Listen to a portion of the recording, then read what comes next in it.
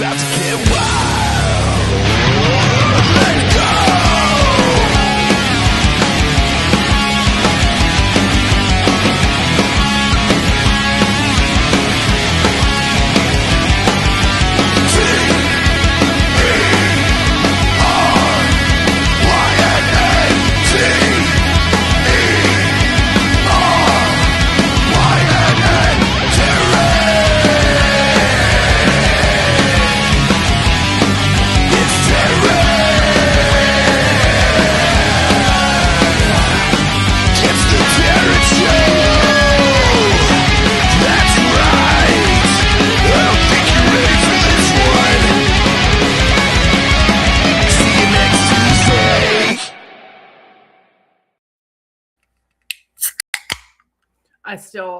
I did it again this week. I have a brand new drink. I had to open another one just for that sound. Everybody knows I miss the nice, crisp sound of opening a cold one before we kick off the show. So anyways, ladies and gentlemen, welcome back to the Terynn Show. Tonight's episode is basically what happens when three interests collide and nobody stops it. We're talking comedy, roast, wrestling, and juggalos, which means tonight's conversation could either become incredibly insightful or immediately end in somebody explaining face paint and steel chairs. So at some point, we're going to discuss careers, we'll discuss life choices, and at some point, somebody is absolutely going to get roasted. Spoiler alert, it's probably going to be Kit. So pour a drink, settle in, and let's see where this goes. I'm Terynn, the queen of the drunk-eyed Canadians, and your host of the Terynn Show. Now, let's bring in the boys. All right. First up, who am I bringing in this week first? Surprise. Our first panel member of the evening has never once seen a conversation and thought, hey, I shouldn't say that. The self-appointed commissioner of wrestling takes, occasional philosopher, and the full-time chaos generator, we have Dirty Dick Rick joining us once again tonight, and he'll be taking us through the wrestling side of things, which means at some point it will absolutely become a fucking promo battle. Everybody say hello to Dirty Dick Rick. It's happening once again. I'm going to have to do a re-intro after the quick intro, but let me give you the woo. There's only one thing guaranteed on Tuesday nights. Nobody can compare to Dirty Dick Flair, and it's Titty Tuesday, and that means a toast to the queen, the Royal Wreck. Oh, yeah. It's there. It's kind of off camera a little bit, but it's still there. It still exists. It's always existing. All right. Well, that being said, finally, the only man who can look exhausted and judgmental before the show even starts, resident wine drinker, keeper of awkward pauses, and collector of side quests. We have motherfucking Kid Osborne. Oh, I love this. It just works out for all of us, but thank God this at some point is going to be on on audio alone. So, well, thanks for having me. If you didn't know, I was just chugging a little bottle of Absolute, but for no reason. So let me just do one thing real quick and come right back in. Absolutely. And in the meantime and in between time, I guess I'm smoking darts, breaking hearts, and double fisting it tonight by accident. I got double fisted once. Best night of my life. That is insanity. And on my end, are we hearing and are we seeing the beautiful Dirty Dick? We absolutely are seeing you. I'm so sorry. Which is so crazy. We do these tests beforehand and everything works out fantastic. I also, I couldn't hear anything, so there was no way I was going to be able to continue without coming back. But if there's one thing I like doing, it's coming twice. So while we work out things on our end. We're good. We're back. We're back in action. Now I figured out how to do this. I don't understand, how this platform does it, but who really gives a shit? It's not that big of a deal. Nobody came to see me. Nobody came to see Dirty Dick Rick. Everybody came to see the Queen, but they also came to listen and see our guest of the evening. He's a podcaster. He's a writer, which we'll definitely be getting into. He has his own podcast, Zach Amico's Morning Zoo. We have with us, and I'm sorry, can't forget A Juggalo himself. We have Whoop, Zach whoop. Amico. All right. Hello. Thank you for having me, guys. Very, very happy to be here. I'm just happy. Throwing the hatchet up. I'm just happy that camera works Absolutely. on your end. Well, Hey, somebody had to have their shit together over here. And I got to say, it's the ladies. It would, yeah. It wouldn't be a little. It wouldn't be the Teryn Show without some chaos. So we're kind of used to it around these parts, but all things even out in the end. well, let's hope so. No, I don't like. I can hear outside of where I live. Like there's people screaming. So For the Knicks, right? I think they know what we, who we have like on the show right now. Because they were screaming some slurs. I don't know, but I'm not going to repeat them. Sounds like fans of mine. I mean, that right there leads us into the first question. All right. How did comedy start? Like that, fans of comedy are a different breed, a whole different breed. Accidentally. My I favorite. took a class and I could either try stand up or write a paper. And that was 17 years ago. So I tried to do comedy. The guy that put the show together said, "Do you really want to get a try at this?" I needed a job at the time. So I became a doorman and a ticket salesman. And I would run the open mic night. And there's a thing in comedy called eating checks. I know you're going to be shocked that I ate for a living. Eating checks is basically in New York. It's showcase shows. So it'll be 6 comics doing 15. Okay. They send up a young comic between the last 2 pros that has to go up there until all the checks are dropped and paid for. That So sounds essentially, horrible. It's comedy boot camp. You go up and you have to do your act to people that are doing math and that are furious because it's their first time in New York City and they're being charged $18 for a beer. Absolutely. Oh God. So it's a lot of throwing stuff. It's a lot of people screaming at you. It's a lot of people getting up and trying to fight. It's a Wild West way of getting into the business. Where was this at? That was at CB's Comedy Club, which Fuck was 2 blocks down from the Comedy Cellar on McDougal Street. And I used to go poach people that didn't get into the Comedy Cellar and sell them tickets to my club. And then the Comedy Cellar banned me from their premises. And then I taped my first Comedy Central thing there, and they never mentioned it. So I don't think the ban has been lifted. I just circumvented it. I mean, What was that's fair. That's fair. What was the first Comedy Central thing that you did? I did a show on Comedy Central called Roast Battle. I did season 2. Okay. It was a one-on-one insult competition, and I was in the New York episode, and then I lost in the first round of the tournament. Oh, okay. All right. When you fair. when you first got into doing stand-up, you decided to do it.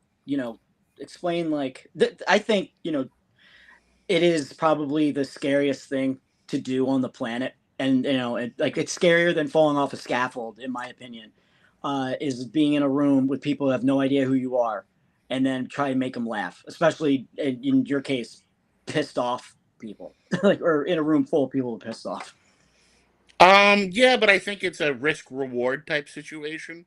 Yeah. Where once you do get good at it, you get your skills, and then even when you're not good at it, the few times you do get laughs, it's so intoxicating that you're like, I will put up with much more of this in order to get this itch scratched. Yeah. But yeah, I mean, you bomb a lot, man. I've heard it said that you don't know who you are on stage till the first 100 times you go up. And then after that, you're not comfortable with yourself till the first 1,000 times. Oh, yeah. So just putting in reps. That's a lot of times. Well, hopefully, if you're in the city, you can get 2 or 3 a night if you play your cards right and you schedule it right. Okay. Kudos to you. I would have quit after the first 3 seconds. I'm done. I get too mad. That's how I am in sex. Oh. Aren't we all? Aren't we all? I it's like one of my biggest pastimes next to baseball is disappointing women. So that's just for me. You're very good at that. Very good. So if you I don't really know how to ask this question. I mean, I do, but what for you? What's the difference between stand-up and roasting? I'm very story based in my stand-up. I like long bit. I like Jim Jeffries a lot, Big J Okerson, Jim Norton, and they tend to be very narrative based. With roasting, it's more about word economy and how can I make this as funny as possible and hit as quick as possible while maintaining the integrity of the joke. And the way I would explain it, and forgive me, this is boring as sin. It's an equation. A monologue joke, a roast joke, whatever you want to call it. It's an SAT analogy. It's this is to that as that is to this. So you want to write it backwards. You want to get where you're going and then figure out your route. And the best thing to do, the most ideal kind of joke, is if you can rearrange the words in your setup to be the words in your punchline and keep it balanced, then that's a perfect joke. Okay. That makes very sense. good advice. Yeah, absolutely. And I mean, there is some up and coming, not wannabe comedians, but like that do watch the show. So that is very good advice. I think for those definitely not boring at all. Yeah, it's interesting. It's a very interesting take. Not only are you funny, you're smart as fuck too, and I like that. I don't think people realize. Go ahead. And there's a big dichotomy with wrestling as well.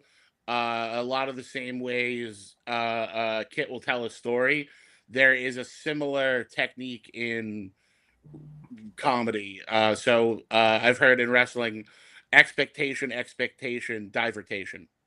I don't know how you guys would phrase it, Kit, but it's if you're gonna do something 3 times, the third one, so you get the audience to be used to something, and then you change it.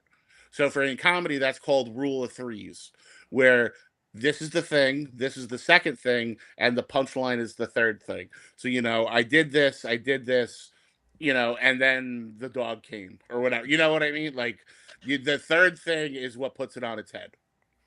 When you're bringing in like wrestling, what I thought, there's different ways of of comedy psychology as well as wrestling psychology. One of the things would be, we start the match off and I put the table in the corner, right, and I make a big deal about it, and then we don't touch it.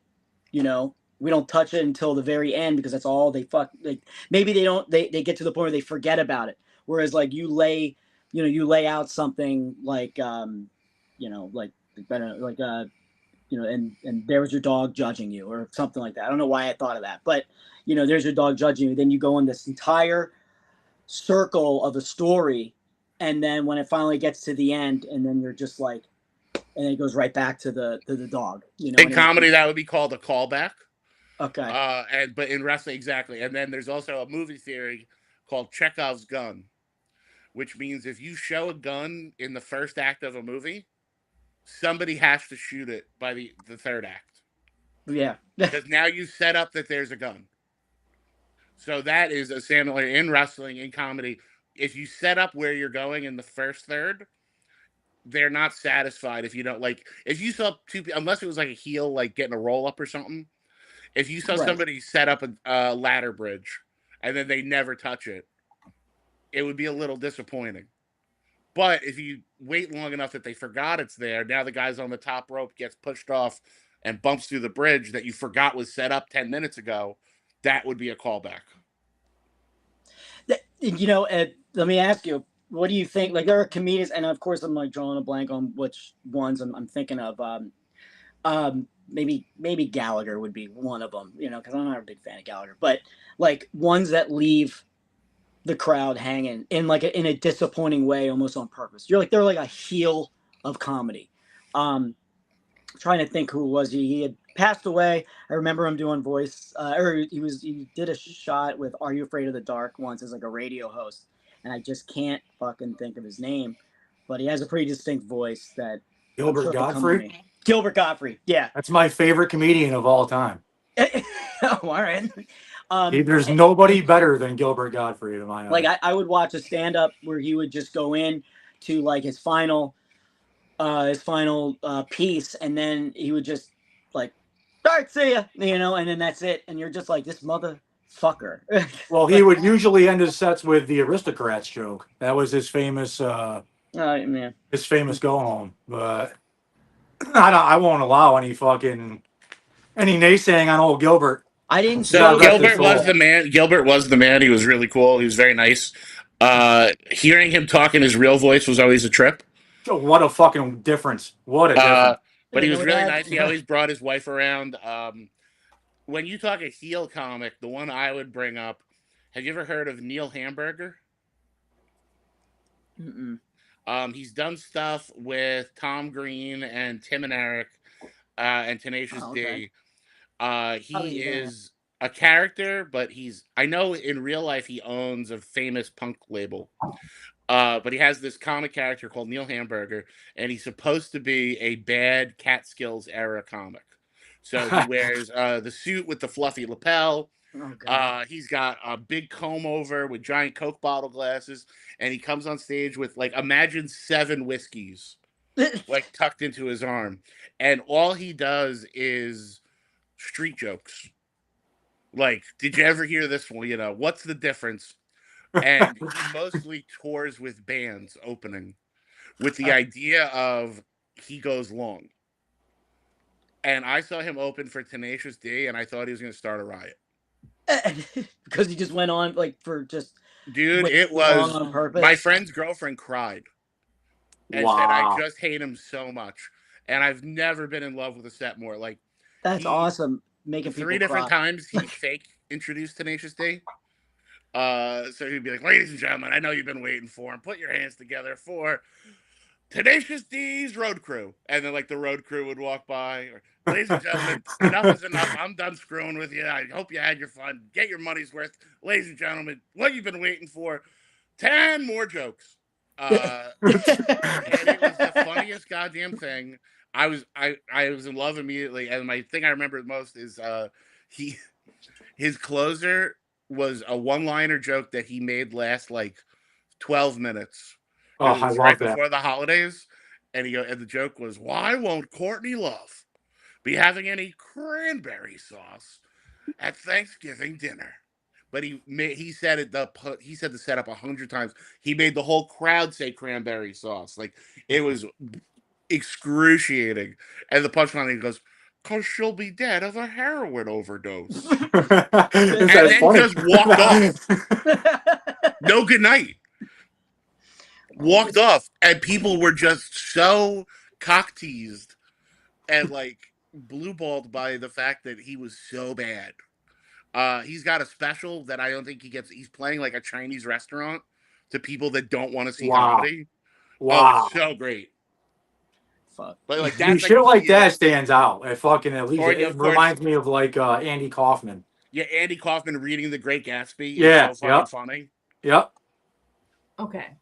So, this being said, that kind of comedy. So, Kit's always giving me shit. I'm not the biggest stand-up comedian fan. Due to, I just want to point this out, I was forced to go to that fucker with the puppets, and it ruined my entire life. And I was like, fuck stand-up comedy. It's not even funny. So, like, to me, it was just like, it's so much. However, that being said, I'm a big fan of the roasts. And I think it's because it's, like, more direct and just, like, it's kind of psychotic in a ways. And that's kind of me as a person. So, you did a little bit of stuff for the old roast of Kevin Hart, and I thought that shit was funny as fuck, to be honest. Oh, thank you. So I know that it's got a lot of backlash. A lot. How did the Kevin roast thing come about? Like, what was your experiences with that? Because I literally thought it was the fucking best thing ever. I've been a ghostwriter for people for roasts for a little over a decade. Wow. And that's just, people kind of pay on the side to help them. I started getting hired legitimately for them a couple of years ago. Enough people were using me that they would just request me to be in the writer's room. And with this one, so like they did a roast of Whitney Cummings. I did a roast of Bert Kreischer. I roasted, of course, Big J. Okerson, my best friend Louis J. Gomez. I've written on a ton. I've done birthday party. Rich people have hired me to do their shitty fucking birthday party. And then they all want to try and roast, and they don't understand it. So they'll just be like, Michelle's a slut, huh? And then the girl cries and runs out. And then I'm like, my $100, please. But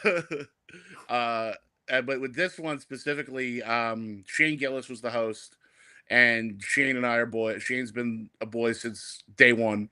And he hired 5 of us. They had a writer's room. He hired us separately to just work for him. And then we had a liaison into the writer's room up until the last week. And the last week we were out there. And that's more to just make sure nobody has the same shit, or that nobody, because so much stuff changes. So like the list of people we got 5 weeks before, I would say half of them were not on it. Okay. By the end, and then week of, I would say there was 3 different changes, like major changes in the dais. So you're writing like, we were submitting stuff. If he went live on the air at 5, we were getting text at 4:55 to change things. Wow. So we That's were like stressful. in a war room, like going live, and he's got an earpiece in talking to us. And you're rewriting it on the fly. That's fucking crazy. But it was super easy. He's the nicest guy. He took it really seriously. He had us write starting early, and then we basically had I want to say the other guys' names. It was Dan St. Germain, Mike Lawrence, JP McDade, and Nick Mullen, who are all brilliant and really sweet guys. And we just started a Google Doc day one, and everyone submitted. I think at one point we had 40 pages of jokes, and all one-liners. And Shane would just go through it and highlight the ones he liked. Then he would go do the Mothership or some of those clubs that allow you to have the yonder bags, so that people's phones are away. Oh, okay. And he would go, let me try these. Well, yeah, you don't want them recorded. Yeah, the first time I ever saw it was Bill Burr did it at like Fenway, and I was like, "What is this?" And like, how am I supposed to let people know I was here? You know? People get very upset sometimes. Yeah, I love it. Actually, it's hilarious. Trust me, I know there's comics who lost an entire hour because somebody taped it and gave it to TMZ, though, a week before they were gonna do their special. So he would go try all the jokes and be like, this worked, this worked, this worked. I like this, reword it. So it was just 4.5 weeks of that, and then a week in LA, just getting everything ready and meeting everybody, trying not to lose my mind when The Rock FaceTimed. Wow. That's yeah, I would have lost my mind. And then not losing my mind when The Rock was with us. At a certain point, like I just got like shuffled into the backstage area, and we were talking to Shane, trying to take a picture, and then The Rock just walked in to the conversation, and I was like, I gotta get out of here because I don't want a paparazzi picture of Shane, The Rock, and me, where I look like just a troll that ran up to like steal their souls. I was like, what I could be if I'm next. I'm already ugly. I don't want to be in a picture with The Rock. Yeah, I don't know about that, man.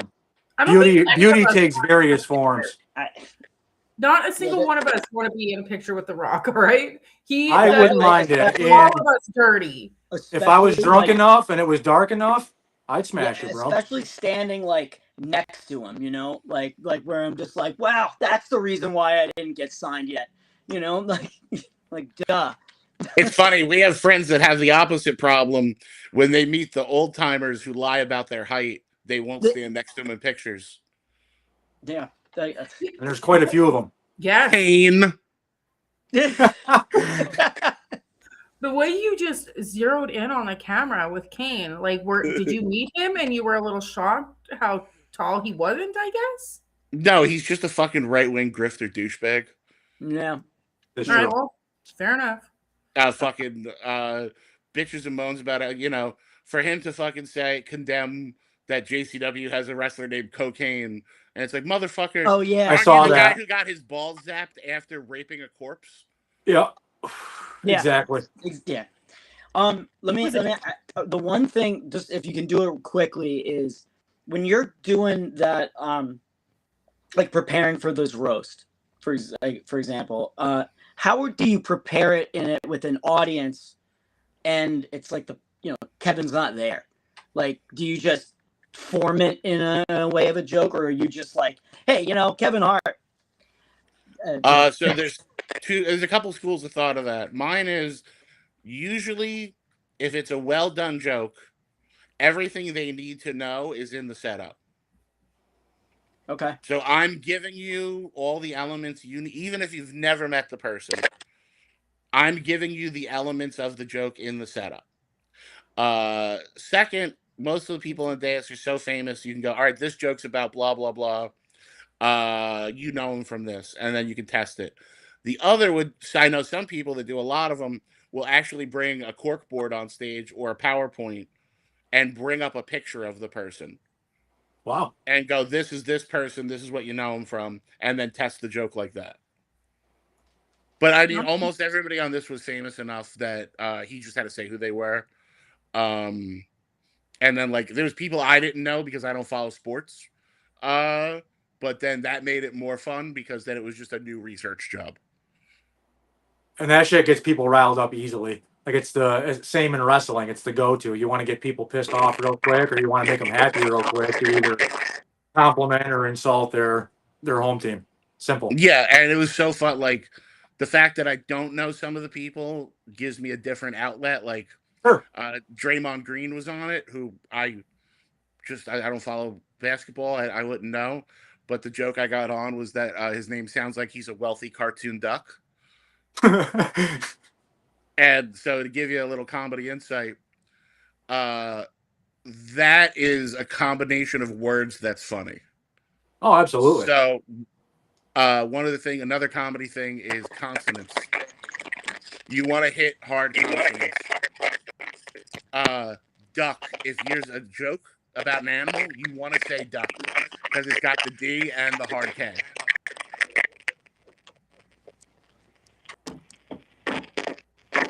You're right. All right. So I just wanted to say real quick before we move on to anything else that I have been interested in stand-up comedy. Everybody loves roast, obviously, but stand-up comedy is a whole different beast. And I'm a guy that's supposed to be, I'm known as the funny guy. But for me personally, it was always I can't do stand-up comedy. I can't sit down and write jokes. I'm more of like a reactive, I can hear something that somebody else says or does, and then on the spot I can come up with something quick. But for me to sit down, and for anybody else out there in the audience that thinks, calling back to what you said earlier about having the 40 pages of one-liners, anybody who thinks that's easy, sit down and try to write one page of one-liners that actually hit, that can be used on a television program by these. It's not simple. And to hear how much goes into, you said early on, this is boring and it's just math, but brother, this is anything but boring, especially to people who are interested in the mechanics of stand-up comedy. There's so much to it. And I don't think people realize that, to tell a joke, you're building something from a foundation up, and it's not as easy as it looks. So and especially kudos to you, man. Thank you. And then especially whoever is the roast master or the host, because their job is more than to just kill. It's to set the line. These are the jokes. I have to now cross that line because the only way to establish where the line is to cross it. But you're giving a general tone. So you have to explain so that everyone else can go hard. You have to go hard because now you have to say this is a roast. You need to encourage people to laugh at more offensive stuff. And it's your job to tell the narrative of that person's life. So if you are the host, what you basically want to do is you're introducing everybody as they come out to the Royal Rumble. Okay, yeah. You want to give a joke, but it should also be a 2-line biography. What is funny about this person? Man, that's hard to do. That's hard to do. Because now everyone has a character that is going to be referenced. So we need to give facts and establish the narrative. So, not only are we roasting Kevin if you're hosting, you're also giving a brief life story, his projects, and what we're going to be joking. He's a whore. He makes bad movies. He's got 1 million businesses. He cheated on his wife. You want to get everything going so that now people don't have to set up those jokes. They can just make the references. Yeah, like one of the big things that I thought was me personally, I thought it was so funny. It was also off the rails as fuck. Is when like everyone would double down about his dad, and I was like, that is rough. But I still found that funny as fuck. But if they didn't do that, they couldn't have joked about Cheryl's dead husband, right? And so and you it all makes sense. that. You can't make that. Once you say one thing is off limits, that's the ultimate slippery slope, because now they're going, well, you shouldn't have done that, or that should have been off limits, or you shouldn't have mentioned that, and then you have nothing. Yeah, that's so if fair. You're not willing to have that, then you can't. And there are things that I've respected. Sometimes you're roasting people and they've had a controversy that you can't talk about. Right. Or the big one would be if they have a legal issue. Yeah. So if they got in trouble, and it is a funny thing, that's not that bad. But if they're still legally dealing with it, you can't have a video of them laughing at it. Yeah, because it kind of just shits the bed on everything. Because then it ruins their case and it could fuck their life up. So you always respect that. We always, and I will say, in the roast culture, especially in New York City, everyone calls everybody. Everyone emails everybody, and everyone knows what everybody's going to say. Even when we did Roast Battle, which was competitive, one winner, one loser, you got paid if you won. And we were broke. Like, we needed that $100 if we won. And at a certain point, we were basically all competing to get on the TV show. But we made my friend Mike Lawrence, who wrote on, he was the segment producer for Shane. He's one of my mentors. He's the nicest guy in the world. He won the first New York tournament for Roast Battle. He came up with the idea and instilled it. If you're going to roast battle somebody, which is the one-on-one, you have to go out to lunch with them. And you have to have a nice meal with them and get to know them, because if you guys don't like each other, it's not fun. Okay. And if you can tell people don't like each other, it gets weird. So you have to have a relationship with that person, and you have to trust them. And we always say, is there anything off limits? And we always respect it. And if you were to not respect that, you would not continue to get hired, or people wouldn't want to work with you. So there's truly, even with all the rules about, nothing's off limit in comedy, there is honor among thieves, which I like that. There is. I think it's just the same with wrestlers trusting each other to take care of each other's bodies. Yep. Same thing. Like, all we have is each other. So if we can't trust that guy to, not fuck up my life, I'm not going to fuck up yours either. Now, do some people play it a little close to the vest? Sure. And they try and not find out, I had a friend who did Roast Battle with me for years, and it took us years to find out. He went to, what was this big school shooting in Connecticut at the kids? Sandy Hook. He that was quick. He lived there. His mom was a teacher there. And he wouldn't tell anybody because he didn't want people doing jokes about it. Yeah. Is it bad that I want to go to the theater where the Joker shooter shot up? I would say no, because I have had fans offer to take me on murder tours, and I'm dumb enough that I will go into a stranger's car on a murder tour. You're getting Ubers, man. What's the difference? I recently, where was I? I toured the Slender Man murder scene. Oh, wow. And I saw the bathroom where they stabbed the girl, and then we traced her route when she crawled back to the street. I saw the big, the truck that crashed through the Christmas parade. We did that route. Oh, shit, that dude, that crazy ass boss. And we did my favorite. We went to the McDonald's where Gypsy Rose Blanchard's boyfriend was arrested for masturbating for 7 hours in the parking lot. Fucking amateur. Got caught. God bless his young heart. And took selfies.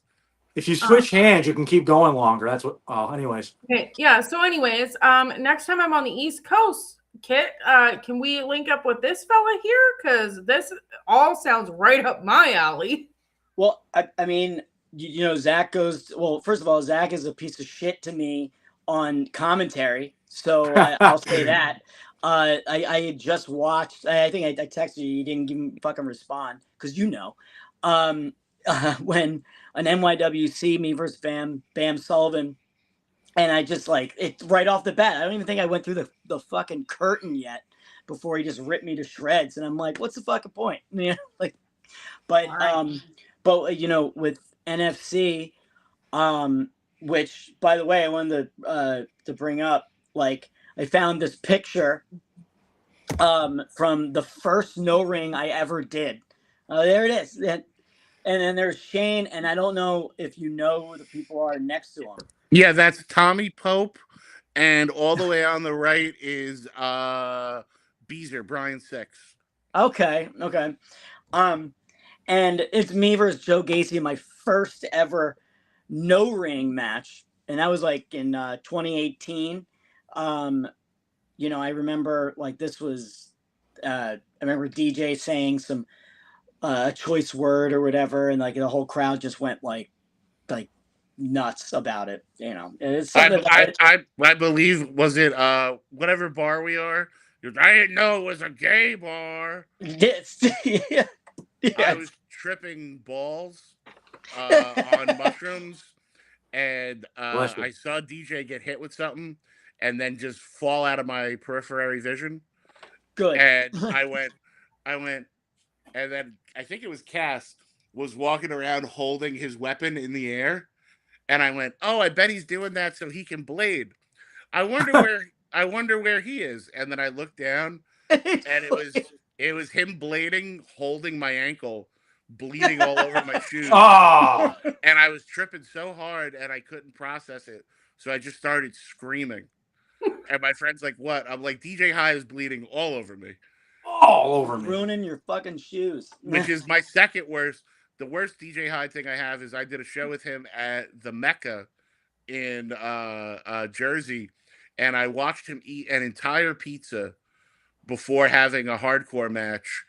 And if you've ever wanted to watch two men wrestle underwater, it was a hardcore match. It was like they were going 0.3 speed, and it was. I've never seen a man wrestle heavier. Were you still on mushrooms, or was that real life? No, this is different. This was real time. I mean, he ate the whole pizza, went out. For them to get around the ring and hit each other with everything, I think I went outside and smoked a cigarette and had a conversation and came back. I went, did I miss anything? They're like, nope, still working their way around the ring. Rough. He's the worst human being ever. He makes me like hate wrestling after that's the reason why I ever left CZW, but we're not talking about any of that stupid shit because it's not worth it. No, I just take an opportunity to talk shit. Oh yeah, please, by all means. This is a DJ Hyde hating podcast. That's what we do here on the Terynn Show. We talk shit. Hate. We do, and it's fine. Oh my god. Well, did we? I know that I was out for like a couple minutes. With comedy as one of your obviously, you know, I think generic comedy is your absolute passion, but wrestling, where do you fall into that? You know, what is it that, like, how'd that become part of your life? Just like everything I do, accidentally, I bumblefuck my way backwards into all my dreams. I've never tried. I've never applied myself. I fucking love that. You should talk out of college. Show up. I somehow show up, and it's a very Forrest Gump, like right place, right time. And I had been doing so. My friends and I do a festival every year called Skank Fest. It started with 150 people in a basement in Queens. Now it's a couple thousand people. We're going to be in New Orleans in November. That's awesome. And I think it was Skankfest 2 or 3. So I do a show. It's my show every year, and I only do it for Skankfest. It's the Naked Roast, and it's a midnight show where, again, they take everybody's phones, and it's a one-on-one roast battle where I'm hosting it naked, the competitors are naked, and the judges are naked. Yo, Wow. Like, can I be naked too in the audience? Just a robe on? You have that. I've been to naked shows where the audience it's has like that a naked option, beach, dude. It's and I awesome. don't care it. I don't care for it. So You don't care for it? Why? I did a naked show once, and they said to the crowd, it was just a naked stand-up show, and they said to the crowd, "You can get naked," and only one guy did. And that's so much worse than a room full of naked people. Is a That room is of terrible. clothed people Yeah. and one nude man smiling. Yeah. So my question on that is because it's a no phone show. I only go like in Alberta where I am. We don't have a lot of like comedy stuff, especially in the city I live in because I'm so far north. There is a group of dudes who actually are banned from the CBC comedy stuff, and they're pretty controversial in this country. So they do a lot of stuff down in the States now, but their shows are all run no phones. Their logic is if we're going to get canceled, we're canceling ourselves. They film it and they post their shit. But what is your take on like the actual no phones of the comedy stuff this day and age? I think it's very hard to separate people from their phones. I prefer it as someone who's had to go up and literally tell people to get off of FaceTime or streaming from the crowd. Yeah. You don't want people scrolling. You want people to be in the moment. And then if you are famous, you don't want your shit posted. Right. Because it'll blow your act. Or even like, you'd be surprised. Like, I've done these little time. I'm still just headlining for the first time for the last few years. And these like C rooms that book me, there'll be 20 people there. And one guy films the whole set. And then you have to send security. And he's like, I wanted to watch it again at home. And I'm like, no, man, buy my album. Nobody's doing that. Yeah. You're going to put it on YouTube. I'm not a fucking idiot. Right. And then I try to squash it there so that I don't have to go on YouTube and get it struck. Just because you want people seeing. What people don't realize is if you see a comic and it's not a taping, that joke is not done yet. Right. It's still cooking. There's going to be tags. He might change the punchline. They might change the setup. So if an incomplete, like that would be like if you were in a band and in the middle of making your album, somebody leaked all the demos. Yeah. Okay. You're not going to sell as many copies, and people are going to hear. People hear it once and they're all done with it. Yeah, that's it. And they're going to hear a shitty version of something that you weren't done making yet. Yep. Yeah, so like this no phone thing, it goes hand in hand with pro wrestling. I remember, I mean, I didn't start going to shows till 2009. Okay, I was a late bloomer, but back then I had my digital camera taking pictures. I wasn't recording with my phone. Now all you see is just videos. Like the worst is the iPads. Yeah, the surprise element in anything is dead because of people on their phones. Like, I mean, for Christ's sake, sometimes like when I'm in Vegas, my cruise mom, she wants to get me a little jail tracker on my ankle to make sure she knows I'm okay. Because sometimes I forget I have a phone.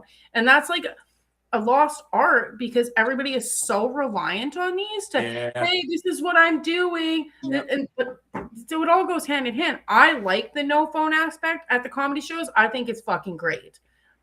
Like I said, the one comedy, or I guess it's a 3-guy comedy act that I do go see, they make us put them in the little bags and they keep them at the front. I'm like, all right, boys, kind of weird, but I guess I'm going with it. And with go ahead. Yeah, with the naked roast in particular, I couldn't get a lot of people to do it if there were phones.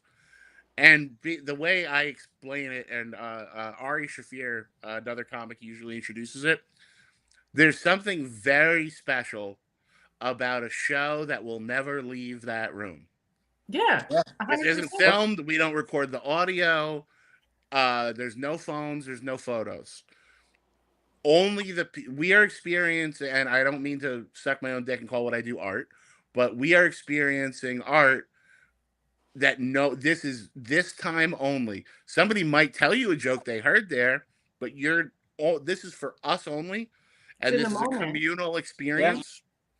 Yeah. And to enjoy that and go, this is for us only. We get to see it once, so we better enjoy it now. And it's so rare nowadays. Go home You can't go home and YouTube it. Yep. Perfect example is I was telling you earlier, like I went to the Bill Burr at Fenway, and I was like, this is an experience I'm never gonna see. And I was at that bar that was behind the home plate, where you can see him. You're like you can like look out the window or whatever, and you see him, his kid, his wife, like just chatting it up like on stage, and like people are like going nuts over it. And then when we go into the stadium, and they wrap it up, it's like, man, this is only something I could talk with my two like best friends, Artie and Jake, about this experience that we had, and it was surreal. It was just cool because he's my, like, Bill Burr. I was gonna ask you who your favorite comedian of all time is, but Bill Burr's mine. And I've seen him like at the Garden, and like it's weird, to be such a little mark over somebody, but what's different is, yeah, like at the Garden, that was like 2014, but in at Fenway, and then that was the first time that I've ever seen that baggie that you can't put your phone in. Yeah. Or you put your phone in, it locks it in, and I was like, this is kind of fucking cool, in the sense It puts that, you like, in the moment. I look at the entire crowd that's there, and they're all paying attention to it, like You're forced to pay attention to it. There's no distractions. It reminded me of, like, man, it had people known, I bet you they would have drawn up fucking signs like how they did back in the day when we didn't have cell phones like that, Yeah, just the idea that, like, you go to shows and there's people literally posting the results as it happens. Yeah, and that's And why like, wrestling's a gift now. Who's that fun for? It can't be fun for the people home reading it.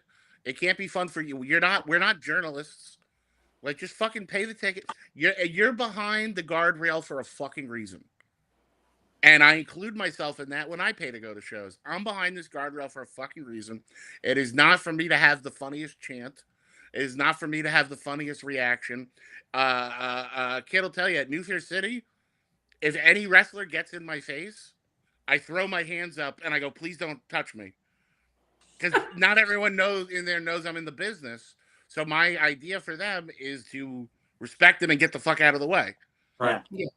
Because I care about the story they're telling, and it's not about. I'm sure if I wanted to heckle and say funny shit, you would ruin my entire vibe. You would fucking ruin the story I was trying to tell. Exactly, and it sucks because then they didn't get what the artist wanted to do, and if you go to shit like that to get yourself over, you're a fucking miserable prick. Like, how many times you go to indie shows, and there's guys that got there 2 hours early. And they're standing with their back to the ring, like they're the mayor of wrestling. Yeah. And they want everyone to see them as they come in. And let me ask you, like, this is how I look at wrestling. I was talking about it with who I was working with this past weekend, and I said there are no storylines anymore in independent wrestling because everybody, people care more about who they saw after the show, or like, I mean, even the kid that I wrestled, like, I'm walking out from the backstage, and I'm going to get a drink, obviously, and he's coming and he's talking to me about the match with the crowd there, and I'm just like, well, thank God we have nothing else after this, because it's over. But not just for that, but I mean, the crowd itself now will go up to, me and then that person and say, you guys had a great match. And it's so normal now that somebody's like, oh, thanks, or, me being, nobody's like an MJF, for example. Like, even I, fail at that when I'm this. I'm doing it. I'm failing it right now as a heel. Well, you just know that I'm an asshole all the time. You're a heel until somebody offers to buy you a drink. Absolutely, and hopefully anybody like watching this in New York realizes I will be so That's why he was so mean to me in Vegas, because I only offered to buy him a drink one time. That's the reason? Just kidding. It was because it cost me $100 Canadian for 3 drinks. He got mad at me for buying drinks. He's like, "You're not buying drinks no more." Let's get a better conversion rate for the queen. I was more upset that you were buying drinks for that. He was. For that rate. But you know, that's just how wrestling is. Like there are no storylines anymore. All the only thing that fans care about is what happened in the back. That's why like there's probably more views not at WrestleMania the show, but WrestleMania the film, and it is more interesting. It's just that's not the fucking point. I would also say this bit of advice for people: if you do enjoy a cocktail and you're going to these wrestling shows, especially a New Fear City, anything that's at a bar, what you need to do when you get in is you need to tip the bartender $20 to $40 on your right away. Because first thing you do. Fans are socially retarded and they don't understand the idea of a social transaction. Our word. And you can either stand and wait for 85 guys to ask for a free cup of water and watch the bartender get madder and madder and then shove a drink at you. Or you can go, hey, I'm going to make your night better. Yep. Obviously, there will be every other drink, throw them another 10, throw them another 20. Yeah. And now you have a personal bartender and all these other marks who don't understand that bartending is also a job on the show because they act like, they'll spend they're getting paid $3 an hour. And, they're spending this much on merch and tickets and they don't realize, I should tip the fucking bartender. Yep. Because that's who's in charge of the fun. That's true. Kit was so kind at the New Fear City one in Vegas. To always be great to the bartender. Yeah, he put his card down for a tab and he said, "You just order a drink on my tab." I said, "Hell yeah, brother." So hell yeah. Yeah, but I mean that's just etiquette. That's not like I mean it's not even just wrestling fans. That's far beyond human. Yeah, human. I notice a lot at wrestling stuff that I feel like it's not that they're cheap, it's that they're socially dumb. You already said it. They're retarded, and then that's true. No! It's okay, you guys. You listeners at the Terynn Show. The Rock said it at the roast of Kevin Hart. Kit said it here on the Terynn Show. It's back now. Okay? In all fairness, and John Stewart said gay is back, so it's fine. In all fairness, cool. Kit is allowed to say retarded for the same reason black people can say the N-word. Exactly. Because he is. Joke of the night right there. So I don't want to agree with you, but I know you're right. being a Flair, obviously wrestling is my thing. I had a few questions for you. You said you kind of, tripped your ass up and fell into your dream jobs along the way, but it had to start somewhere. When did you first get into wrestling? The obvious question. When did you fall in love? It is one of my very first memories is Royal Rumble. Is it 92 or 93? The Flair one, right? The one where one of the Bushwhackers comes out, gets in the ring, gets thrown out, and then does the dance to the back. I thought it was the funniest thing ever. And the first conversation I remember ever having is me telling my grandfather I was going to be Mr. Perfect's tag team partner. What did he say? I did not understand bad guys and good guys. My favorite wrestler was Owen. Oh no! And I never understood when I was a kid why he was a bad guy. I thought people were very mean to him. Well, let Kit tell you why. Yeah. Because he first of all, Zach, he could never sell shit until the very end, but because otherwise he never did. Kit's comments do not reflect the overall opinion of the Terynn Show. I fucking hate that whole disclaimer thing. I'm not even fucking kidding. Like, I really don't. I never liked. Well, as someone that short, Kit hates anyone that's known for being at that height. That's not completely true. I love the Undertaker, Terynn. No, I meant the last night. Oh. So anyway, Owen Hart's your favorite wrestler. That's cool. So Owen Hart is your favorite wrestler of all time? It's probably Foley now. Okay. But when I was a kid, it was always Owen.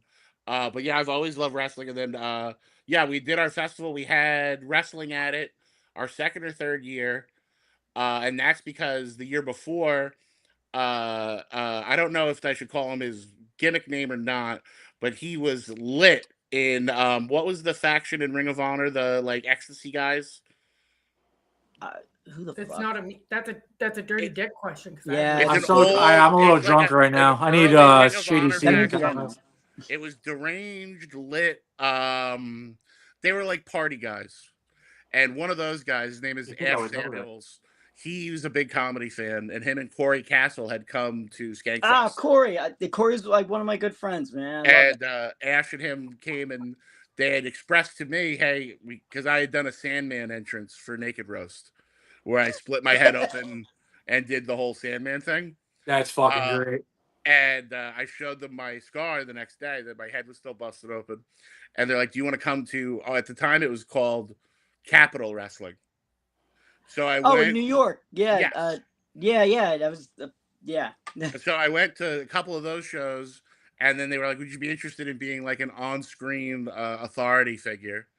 So I came up with the fake title of Head of Talent Development. And I would sit in the front row with, like the opera glasses. Yeah. And I would wear. With a stick. But I would be in the front row with the binoculars on a stick. Yeah. Very obviously way too close to be using, like very obviously looking at the men. And then I would have a feather pen and like take notes on their specimen, like my specimens. And then from that, I started managing because we were doing a show again at the Mecca. I'm not sure if you're familiar, kid. I'm sure you know the Mecca. Yeah, I've been there. And we had to introduce a match. It was me and the other authority figure there at the time. Special K is the name of the faction. Thank you, Lauren. Oh, it's also my favorite drug. Anyways. It's a pretty good one. Nobody likes ketamine, okay? Oh no, you're not. I don't like with feeling the like right I'm in stuff. Roblox. I like it when it's pink. The pink kind's my favorite. Yo, Tony, the dirty dick's trying to cable. And so we go to this. It was Pro Wrestling Magic, and they told us to cut a promo, and they did not tell us that it was a benefit for a wrestler who had been paralyzed. Oh no! Like blowing a straw to move paralyzed. Oh no! So they started booing us when we came out, and I just took the mic and I said, "If you people don't shut the fuck up, I'll put the rest of you in fucking wheelchairs." Oh, my man! And I go to the back, and the guy I wouldn't have went paralyzed. to the back. No, the guy that was paralyzed sent a message to me saying thank you, because every wrestler that rolled out of the ring would hug him like he was 5 years old. And he was like, I was so glad somebody wasn't afraid to be a bad guy. That's cool. And That's I was great. like, And you just didn't even know. No, I'm just a dickhead. Yeah. Fuck him. Fucking wheel after me, bitch. And from there, they were like, do you The want to clips manage? from this show are going to be phenomenal. I can't wait. And I was at Pro Wrestling Magic, and I saw the guy that was setting up their ring, who was fucking 7 feet tall with a giant beard. And I go, who the fuck works him? And was it Bruno? It was Big Bruno. I know Bruno! And he was putting the ring together by himself, and then he's running the ropes in 2 strides. And I went, moving who the fuck it. uses him? Yeah, I was like, who the fuck uses him? And they're like, oh, nobody really. I'm like, give him to me. And I go up to him, like, where are you from? He's from a town over from me. Yeah. We know a ton of mutual. We're both. He's from North Bergen. I'm from Secaucus. He grew up a few blocks from my family. And my aunt married a Cuban guy, so I grew up going to North Bergen for every holiday for Cuban everything. So I meet just another guy that I could have known my whole life, and immediately we hit it off, and we were very close. We were still very close, and I started managing him on the indies. And then I had a little faction for a while, and thankfully I've moved to commentary.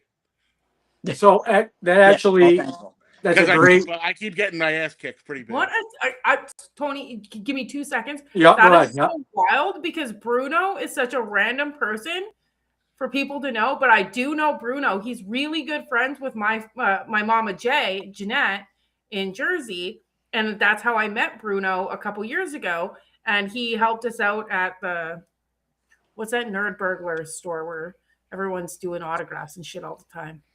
I know exactly what you're talking Pandora's box, whatever the fuck it's Yes. called. He helped us out for the Hardy Boys. And I was like, thanks, Bruno. But he's yeah. But yeah, Jeanette goes to Pro Wrestling Magic all the time. She knows Bruno, and what a small little world. Yeah, so I met all those guys, and then I quit Pro Wrestling Magic because Bruno got injured, and they were going to have me turn on him. And this is they were going to have me manage Smiley. And I was like, hey, I don't want to manage somebody that I tower over. It's not a good look for him. It makes him look, and I know he's super athletic and talented, but it's a weird look. And then, like, the whole reason I came in here was to manage Bruno. And I had the idea that, like, in the same way, and forgive me, but the Bucks don't turn on each other. Nobody kicks out of the 3D unless it's a big deal. You fucking got it. And I don't turn on this guy just because you decided today you want to change the plan. If you want me to turn on this motherfucker, give me a year. And let me do it subtly. Don't waste it. Yeah. Because now if I turn on him here, the internet exists. So if I'm friends with him still in another company, our storyline sucks. I have to turn on him everywhere. Yeah. So I'm not willing to do that for a company that's not gonna financially make that worth it for us. Wow. Yeah. Or spring it on me day of, because this is our fucking thing we've been working on. Right. And if he comes back and I change my mind, now everything I do doesn't matter. Because I exist by the whim of the fucking pen, as opposed to a character that I've worked on and tried really hard to make a thing. I agree. You have an underrated mind for the business, my friend. That's for sure.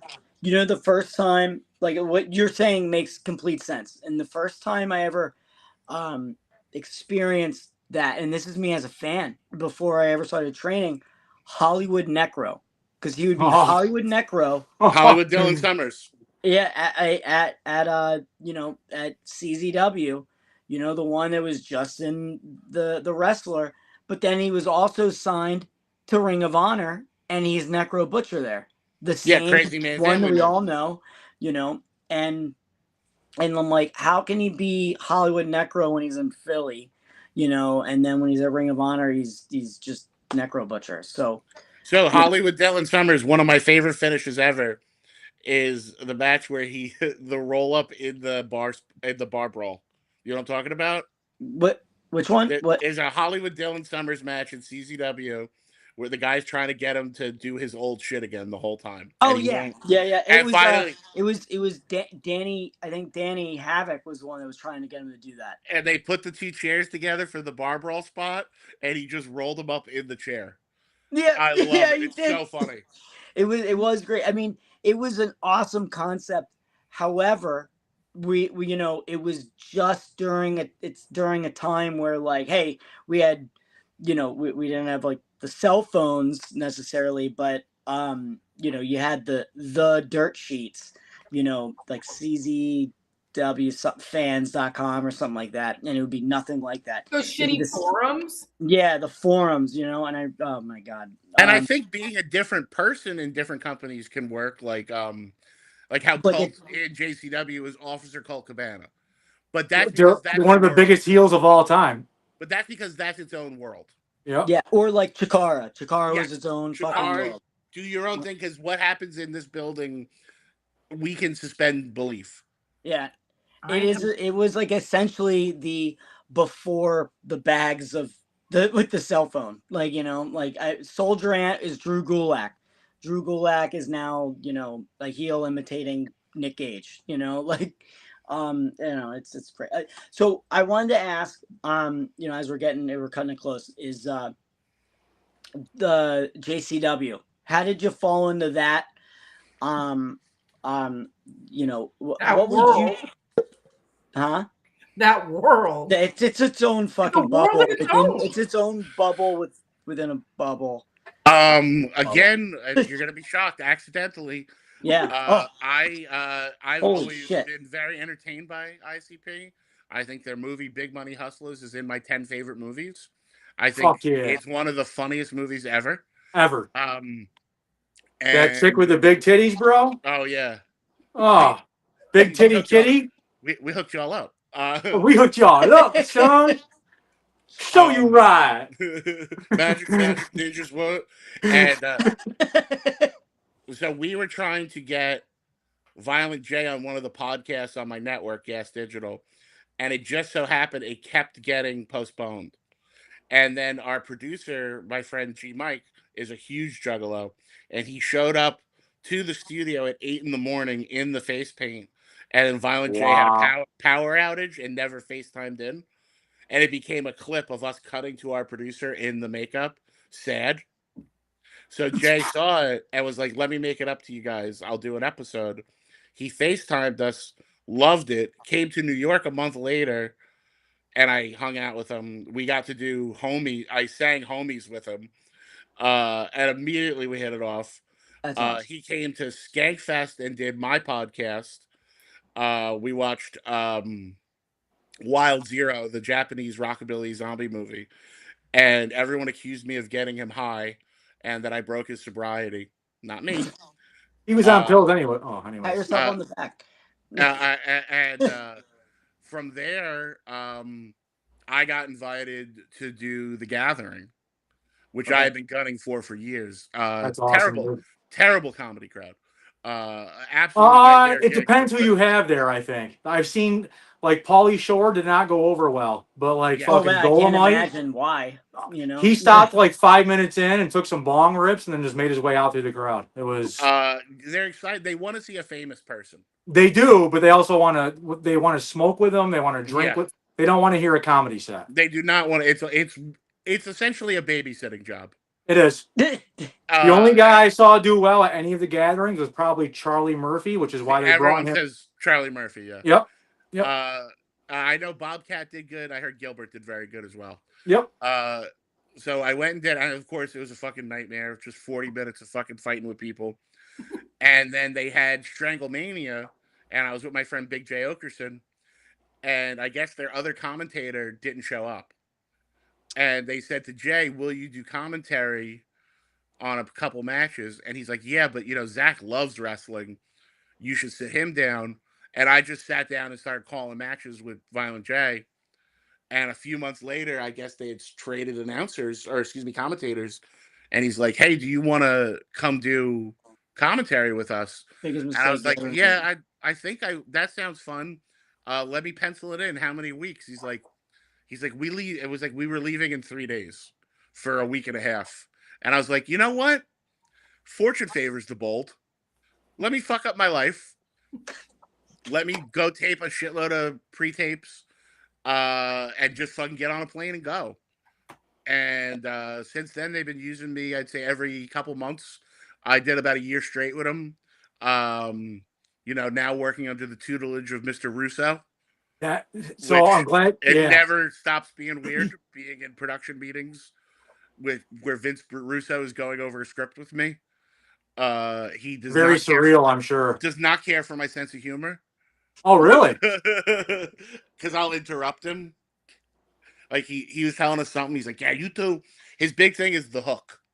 He's like, now that's the hook of the episode. All right. Every match, every segment, you got to say, coming up, cocaine takes a drug test. And he goes, you got to be like JR and the King. They were the best at that. And I went, oh, we are. We are. He's organized and I'm a pedophile. Jesus motherfucking Christ. And Vince Russo goes, what? Holy! And so it's like that. I can tell I annoy the shit out of him. And I'll also when he came, he just started booking and I actually think he's fucking dumb like a fox. I think he's playing 3D chess. Oh, absolutely. So when he came to JCW, the first 4 weeks we had a fucking lumberjack match that ended in a DQ, a thing on a pole match, a bra and panties match, everything that he's gotten criticized for. Coal miner's glove match. And I'm like, this motherfucker is playing. He's assholes like a fiddle. Yep. And he had Jasmine St. Clair in a broad panty stipulation. Jasmine. And he asked me, he goes, "All right, bro, you finally popped me back there." I go, "Why?" He goes, "I said that when Jasmine started in the business, it was called the Brazier and Bloomers match." He's like, "That was good." Poor girl. Oh. So, in case you people at home haven't figured it out yet, Zach is the commentator, one of the commentators for JCW's weekly show. I don't know if there's a reason why you were gone for a while. On and off. I had some bookings and then some other scheduling. I've been on tour. I just shot my half-an-hour special, and I was touring, getting that ready. Well, Veda Scott was your replacement for a while, and all love to her and Mike Bailey. We love those guys, but I'm so glad you're back. You have brought your comedy edge kind of seeps through a lot on your commentary, and it provides something to anybody who's an old fan of JCW will remember that Shags and Jay used to do the commentary, and it was hilarious. Well, I try to not just be funny, but I do try and bring the element of what I remembered watching those Cactus Sack, Cactus Sack, and his father Prickly Balls. I don't know if anything is funny. I mean, that is. I actually have a Cactus Sack autograph because of that shit. But you bring an element of the old school Juggalo. You paint your face up every week, which is awesome. As the resident Juggalo of the show, I worked for him for many years. I've got gatherings 2 through 10 on videotape. What's your wildest gathering memory? What's the craziest thing you saw while you were there? Just taking the golf cart around, and like you feel like David Attenborough should be narrating it. Like, now we see a pregnant member of the species missing a limb. She's drinking a beer and she's topless. It's 10 a.m. You'll just see crazy, like, people out of their fucking minds, naked people. My favorite, so they do Miss Juggalette, which I judged the first year I was there and was not invited back to judge. I found out I was not supposed to be making fun of the women. No, dude, I hate to say anything. I love my Juggalos and my Juggalettes, but holy fuck, the ones that show up, come on now. They do There's not. There's got to be a mirror somewhere. One girl's question for her Miss Juggalette, each had to answer a question, and somebody said, "If you could meet anyone living or dead, who would it be?" And I said, her dad. So I got banned from doing that, but I sat in the audience last year, and I can't explain. It's my favorite thing, and I don't know why. There was a girl on stage dancing, bombing, and somebody threw a full octopus at her. All right. No fucking way. It was. Oh, that sounds normal for the gathering. I don't know live. Well, we were landlocked. We were in Ohio in the woods. That's where. That's usually where you find them. Somebody brought an octopus, hopefully in a cooler. No, fuck it. I mean, I don't know at what point in their journey they got an octopus. I don't know if they saw an octopus and went, "This is a great opportunity. We'll figure this out later." I don't know if they got an octopus and said, "I'm throwing this at somebody." I don't know if they had the octopus for another reason and went, "Fuck this lady. We're throwing this octopus at her." But it's the funniest. Whatever happened that day is a movie, and it's a Finding Nemo story of this octopus. Is it? However, it really is. Finding Nemo that story? octopus's day started. Yeah. They found him in the woods. Being thrown on stage at a meth addict while she tried to show her pussy to 20,000 fucking rednecks. What is it? That in itself, that sentence right there is the gathering in a nutshell. Yeah. So that's the thing. Everybody for years. Dirty Dick has known me for 8 years now. Kit's known me for 2. Wow. And everyone's like, "Yeah, you're gonna have this like the best time if you go to the gathering." Like, I think overall, I think I would, but I'm also terrified on every goddamn level because I heard the bathrooms are gross and people don't shower and they're just there's no bathrooms.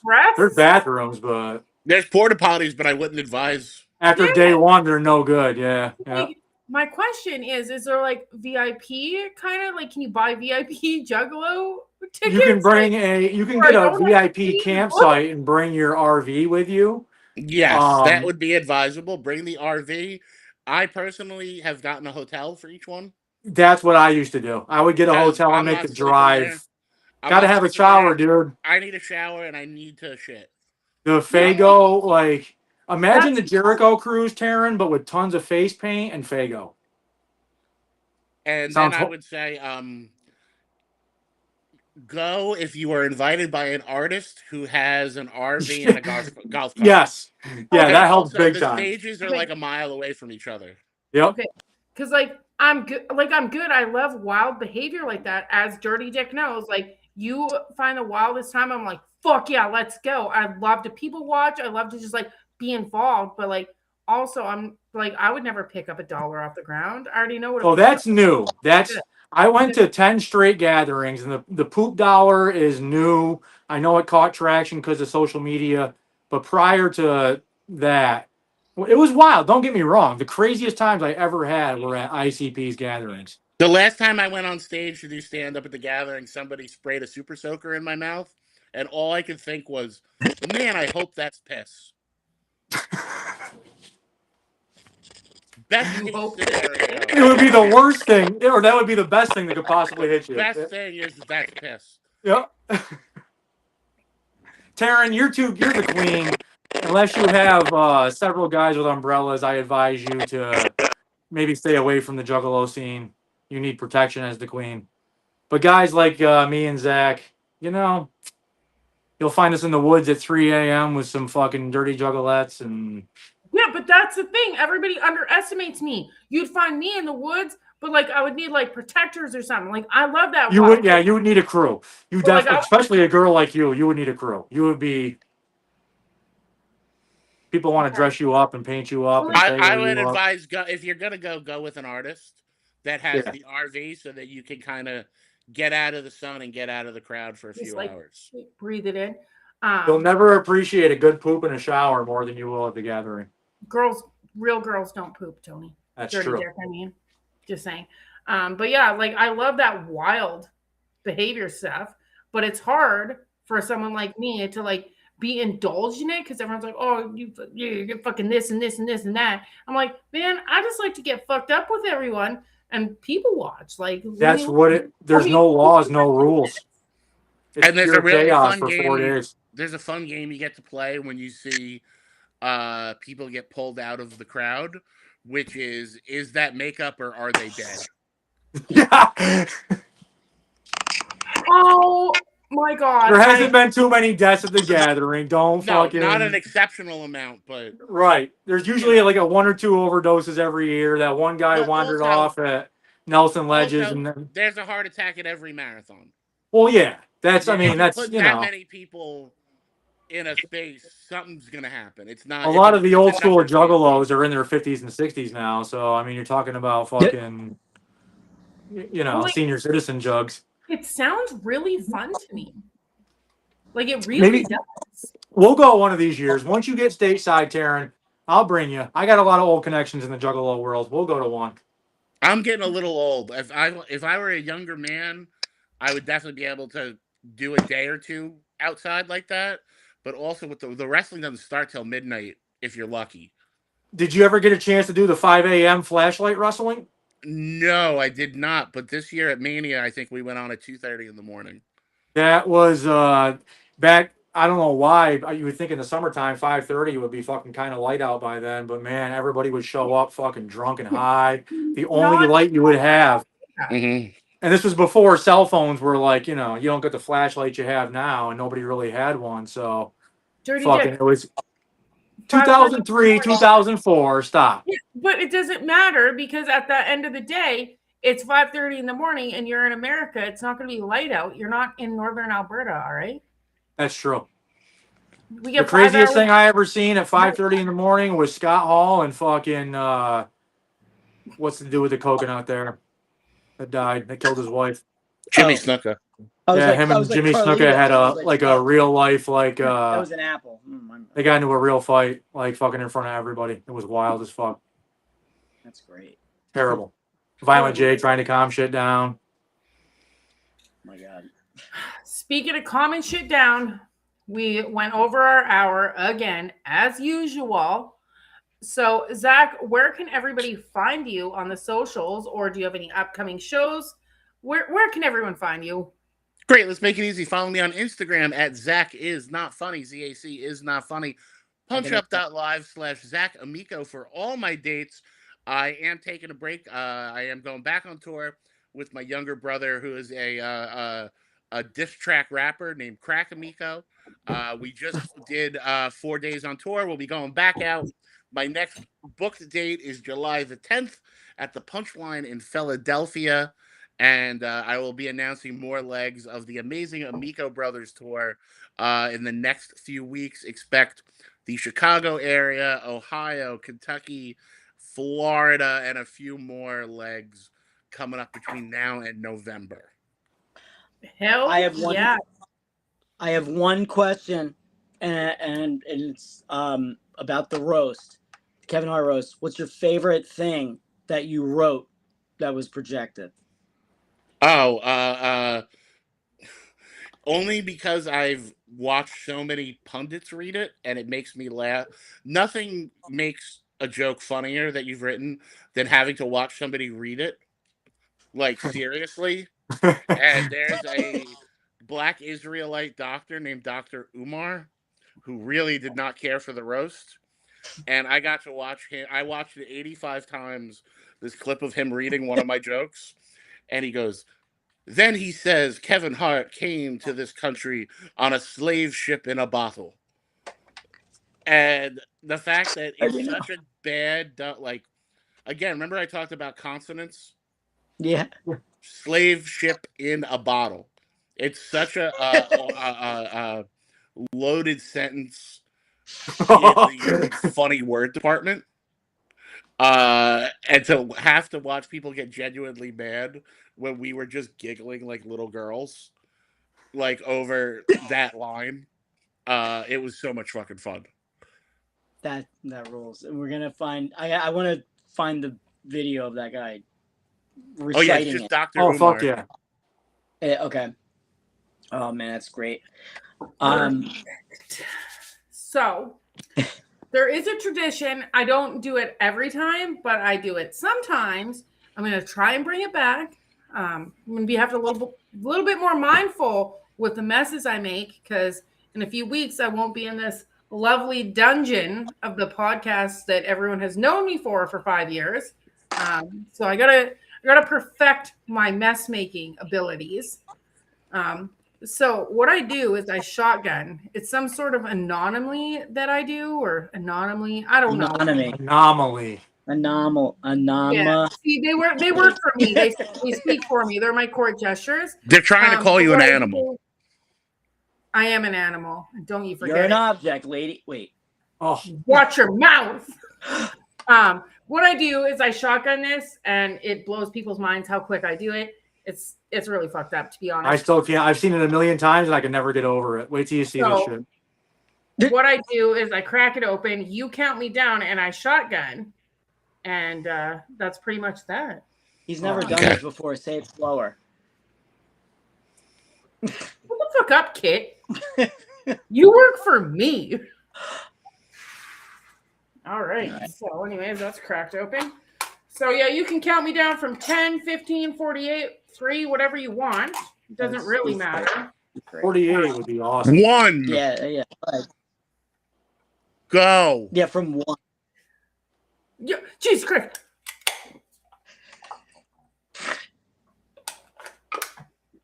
Oh man. Wow. So anyways, in the meantime, in between time, thank you so much, Zach, for joining us here tonight. We truly appreciate it. You're funny as fuck. When I'm on the East Coast, I'm going to make Kit bring me around, because you're my kind of people. So those of you watching at home, you know the deal. Head over to prowrestlingtees.com/TDS. Get the Terynn Show shirt. Get the Drunk Eyed Canadian shirt. We're 4.5 months away from the Jericho cruise, and we got some big shit planned. So thank you guys very, very much. Thank you, man. Thanks, Zach. Have a good one. Keep fit. Be Have safe, guys. fun. After Take party. care, everybody. Oh yeah, after party. Whatever. Fuck it. Yes, after party. It's about to get wild.